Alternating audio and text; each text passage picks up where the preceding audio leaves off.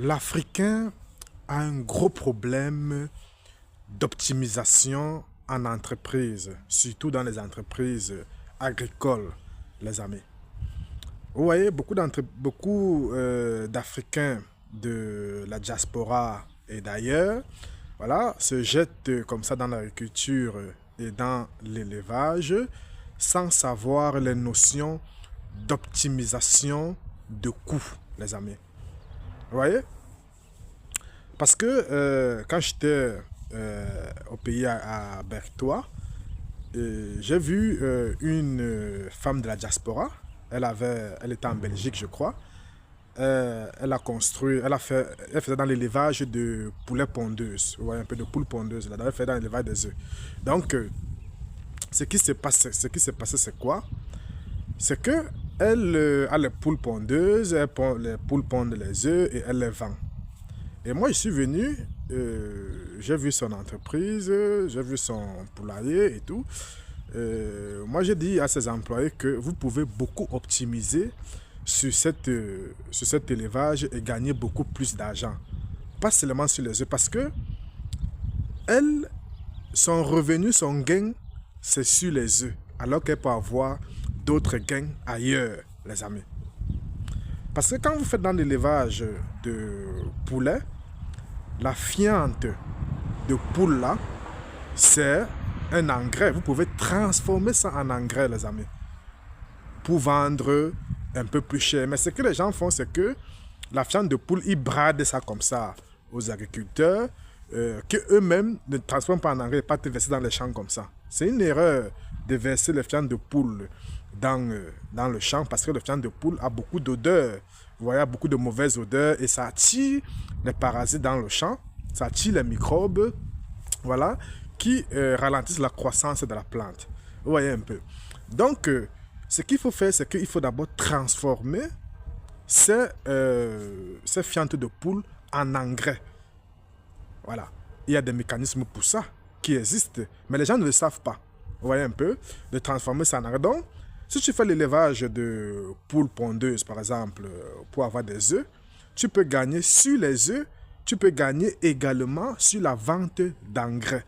Donc, ça veut dire que chaque fois que tu vas nettoyer ton poulailler, voilà, tu vas avoir les fientes de poule que tu vas transformer en engrais et vendre aux agriculteurs. Donc, ça va te faire gagner à ce niveau. Donc, ça veut dire que si avant, tu vendais la fiente de poule peut-être à 1000 francs le sac, je dis n'importe quoi, le sac de 50 kilos, alors tu peux vendre cette même fiente de poule-là, mais plutôt en engrais, à 5000 francs le sac, les amis. Si tu as les notions de transformation des fientes de poule-là en engrais, vous voyez? Et pour pouvoir vendre ces fientes de poule en engrais, voilà, pour que les gens sachent que, pour que les gens savent que c'est vraiment de l'engrais, qu'est-ce qu'il faut faire, les amis? Tu dois avoir aussi une petite parcelle de champ, les amis, où tu vas produire peut-être du maïs, voilà, en utilisant cet engrais-là dans le champ. Donc, quand les gens vont venir voir, tu appelles les gens de venir voir comment tes fientes de poule donnent un bon résultat dans le champ, sans utiliser l'engrais chimique de synthèse. Vous voyez un peu. Autre chose, c'est que quand tu fais dans l'élevage de poules, que ce soit poulet ou poule pondeuse, tu dois faire toi-même tes aliments. Donc, ça veut dire que tu dois également faire, peut-être, par exemple, un champ de maïs qui va te servir dans l'aliment, dans la composition de l'alimentation des poulets. Mais tu vois des Africains qui sont là dans l'élevage de poules pondeuses et ils n'ont pas de champ. Ils partent tout acheter. Ils partent acheter les provandes chez les gens qui vendent les provandes. Voilà. Là, c'est comme ça, tes coûts augmentent, les coûts de production augmentent. Alors qu'il faut tout faire pour baisser le coût de production, les amis. Autre chose, quand tu fais dans l'élevage de poules, que ce soit poulet ou poule pondeuse, voilà, ce que tu dois faire, c'est optimiser au niveau des antibiotiques. Vous voyez, dans cet élevage-là, il y a des odeurs, beaucoup d'odeurs dans les poulaillers. Quand les poules défèquent là, ça attire beaucoup de micro-organismes, les amis. Beaucoup de mauvais microbes, beaucoup de bactéries. Ces mauvaises odeurs qui se trouvent dans les poulaillers. Voilà. Et Et qu'il y a beaucoup de microbes comme ça donne les maladies aux poules. Et ce qui va se passer, c'est quoi? C'est que tu vas aller voir le vétérinaire ou alors acheter beaucoup d'antibiotiques et tout pour venir combattre ces maladies-là. Ça fait des coûts en plus. Plus ton élevage sera grand, plus les coûts d'antibiotiques seront élevés. Alors que si tu as les notions de comment faire pour abattre les odeurs, les amis, pour abattre les odeurs dans le poulailler, alors tu n'auras pas besoin d'acheter beaucoup d'antibiotiques comme ça pour combattre certaines maladies qui vont attraper les poulets, les amis. Donc ça, c'est la première chose dans le cas de l'élevage de poulets. Voilà. Et je prends un deuxième exemple. Par exemple, tu te fais dans la culture de la citronnelle, les amis. Toi, tu veux transformer la citronnelle en thé. Voilà. Tu dois gagner à 2 niveaux, les amis. Donc, dans l'implémentation de ton entreprise, ce que tu dois faire, c'est que tu dois insérer également, par exemple, l'huile essentielle de citronnelle. Vous voyez un peu. 1 litre d'huile essentielle de citronnelle, voilà, coûte 1000 €, les amis. Voilà. Tu dois diviser ton champ en 2. Donc, tu prends une partie, tu fais le thé de citronnelle, voilà, que tu peux vendre moins cher, 500 le paquet, voilà. Et l'autre côté où tu vas gagner vraiment plus, c'est sur l'huile essentielle, les amis. Parce que l'huile essentielle de citronnelle, c'est important. Les industries pharmaceutiques ou cosmétiques utilisent ça pour synthétiser des crèmes pour chasser les moustiques, par exemple. Vous voyez, parce que c'est un anti-moustique. Vous voyez un peu, ça repousse les moustiques. Donc, tu dois miser sur ça, sur ces 2, avant même de commencer, les amis. On appelle ça optimiser les gains en entreprise. Vous voyez? Donc, tu as un même produit où tu as 2 gains. Étant donné que tu n'as pas peut-être les clients de l'huile essentielle assez rapidement pour un début, voilà, tu commences à gagner avec le thé. Vous voyez un peu? Tu commences à gagner avec le thé et tu cherches les clients de l'huile essentielle. Dès que tu auras déjà garanti certaines clientèles, un certain portefeuille client d'huile essentielle, voilà, tu vas voir que tu vas gagner dans les 2 côtés. Vous voyez? Mais beaucoup de gens ne le savent pas. Vous voyez? Et aussi autre chose, je prends par exemple le gombo. Beaucoup de gens se lancent dans la culture du gombo et ignorent beaucoup de choses. Parce que tu peux te lancer dans la culture du gombo, parce que je vois les gens dire que, oui, voilà, pour regarder la culture du gombo, il faut faire en contre-saison pour vendre plus cher. Ça, c'est un petit gain. Est-ce que vous savez que vous pouvez faire le thé du gombo?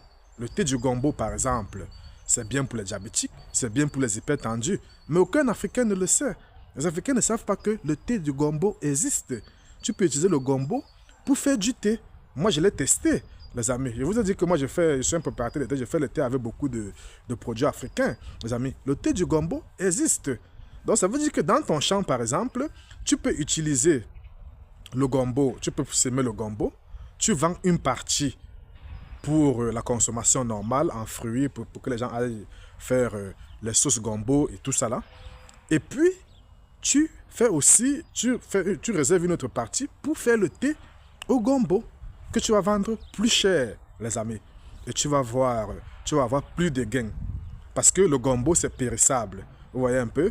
Donc, quand tu vas tu vas récolter, voilà, tu vas directement écouler et le reste, tu transformes en thé. Vous voyez un peu? Pour augmenter encore beaucoup plus la valeur. Vous voyez un peu? Donc, c'est un peu comme ça, cette petite stratégie que vous devez intégrer dans vos entreprises agricoles ou pas pour pouvoir optimiser, les amis, pour pouvoir optimiser les gains. Donc, les gains peuvent être même les déchets. Comme je disais par exemple le cas des fientes, c'est un déchet que vous optimisez, les amis, pour avoir plus d'argent. Et cet argent-là peut vous permettre de faire autre chose. Vous voyez un peu? Donc, l'optimisation en entreprise, vous devez la connaître, les amis. Avant de vous lancer dans telle ou telle entreprise agricole, voilà, ou dans l'élevage, vous devez vous demander, est-ce que j'optimise vraiment? Est-ce que j'optimise? Est-ce que les déchets là me servent? Comment je dois faire pour y réutiliser ces déchets? C'est ce qui se passe en Europe, dans les entreprises en Europe, les amis. Moi ici, je suis les agriculteurs italiens. Voilà, en Italie par exemple, ceux qui font l'élevage de bœufs, qu'est-ce qui se passe? il y a les semences pour planter, pour l'herbe, on appelle ça herbe médicinale. Vous voyez le foin là.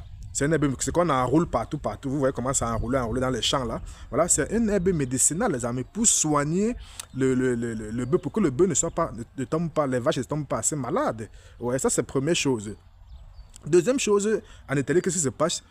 Les excréments des vaches là sont réutilisés dans l'agriculture. Donc chaque éleveur de vaches en Italie a aussi une parcelle où il sème le blé et le maïs. Vous voyez un peu, donc ça veut dire qu'il réutilise les bousses de vaches et tout pour son agriculture qui va déverser dans le champ après. Donc ça veut dire qu'il optimise, les amis. Donc il n'a pas la pression pour acheter les engrais. Ça veut dire que l'utilisation des engrais, ça diminue. Vous voyez? Donc il a l'optimisation, les amis. Donc il fait les deux choses à la fois. C'est pas que il fait juste l'élevage, il ne fait pas l'agriculture. Ou bien il fait juste l'agriculture, il ne fait pas l'élevage. Donc ça va ensemble. Mais en Afrique, tu vois des gens qui se spécialisent juste dans l'élevage de poules et tout, ou de porcs, mais ne font pas l'agriculture. C'est un non-sens, les amis. Tout ça, vous devez les assimiler pour optimiser les gains, les amis. Donc, j'espère que vous avez bien compris ça. Portez-vous bien.